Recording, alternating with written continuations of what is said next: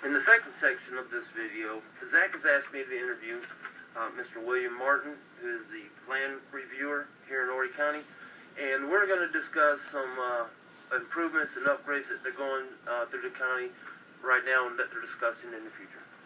Once again, William, thank you for letting me interview you.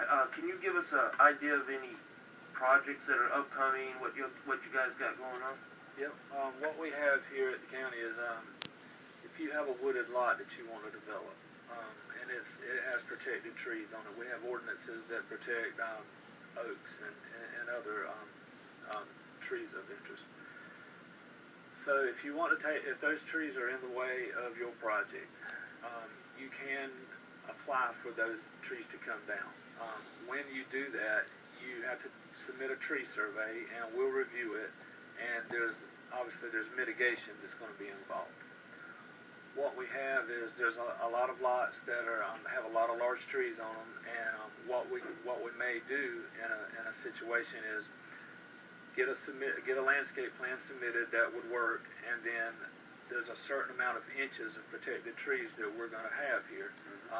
You won't be able to fit all of them on the property in a lot of situations. So what we wrote into our ordinance is, okay, if you must develop it, if you must put it there, if there's not enough room for the trees, then you can, however much those trees would cost, let's say $10,000 worth of trees that would be left over. It's written in our ordinance, so you can submit that to us, and we put it in a bank, in an account.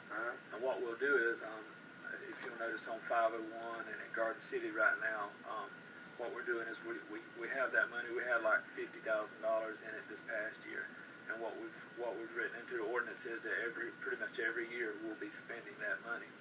So we cut down all those ugly Bradford pears all the way down through 501. We worked with DOT on it. We got those taken out. Then we wrote contracts with landscape companies, and what we've done is we've took ATAX money and $50,000 of the tree mitigation money of properties up and down 501 that have taken down protected trees, and we're replanting the beautification, the islands, the landscape islands all the way through. So that's something that you can actually go by, and they're being actually put in today. So that's something that's actually that the county and the 501 area is seeing actually executed. Wow, that's interesting. Earlier you said something to me about doing some beautification on 501. I guess going over by Waccamaw. Yeah. Can you? Well, one thing we've got is we wanted to at one time we wanted to take those concrete bunkers, and we wanted to they're basically safety walls, and we wanted to they look a little tacky. And what we wanted to do was we had a couple ideas come in from different agencies about possibly painting it blue and having some South Carolina palmetto trees with the little moon, and make that a reflective thing, and having it safer. And we also want to try to put lights on that bridge in the future, going over Waccamaw Pottery and the Hard Rock Park.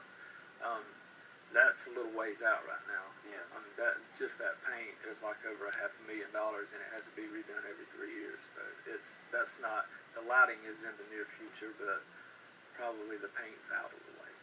So just for an example, putting the lighting on that bridge, how would surveyors be involved with that? Would they be placing or surveying and finding locations and marking it on a map? And well, when lighting is submitted, let's say for a parking lot, for instance, a lot of the overlays, the more restrictive requirements for a commercial project in the county, requires a photometric plan to be submitted.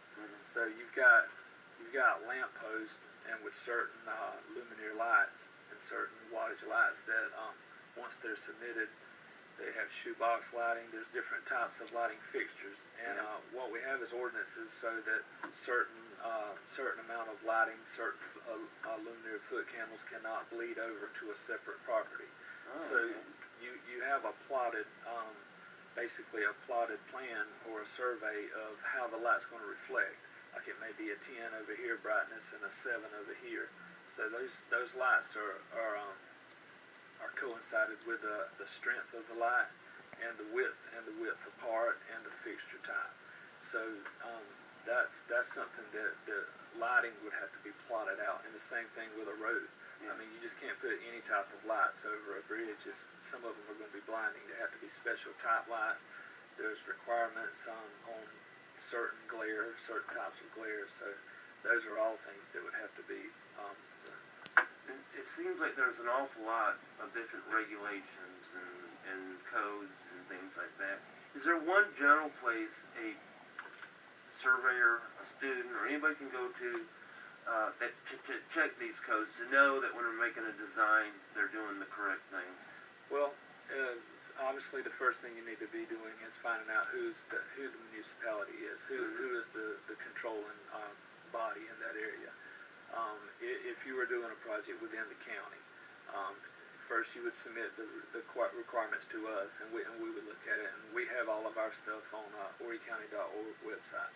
We have land development regulations, which is a lot of development review, and we have our zoning ordinance, which is a lot of after development but before construction review. So zoning, parking requirements, landscape requirements, lighting requirements, all of that good stuff. The LDR, land development regulations guidelines is more for stormwater, road widths, setbacks, things like that. So that would be with the county, and also before you would, or at the same time if you submit it to us, you would also have to submit your stormwater plans to DHEC, which is a state agency. Yeah.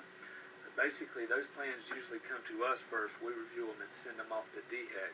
They get their NOIs and a lot of their other requirements that are for stormwater.